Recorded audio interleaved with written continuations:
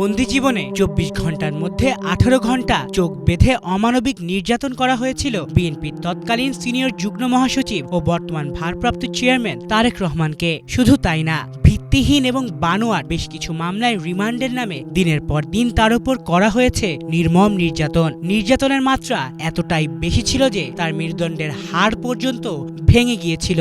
ভাবা যায় এ বিষয়টি আবারও উঠে এসেছে তারেক রহমানের জীবনে নিয়ে রচিত বই তারেক রহমান সংগ্রাম ও রাজনৈতিক যাত্রায়।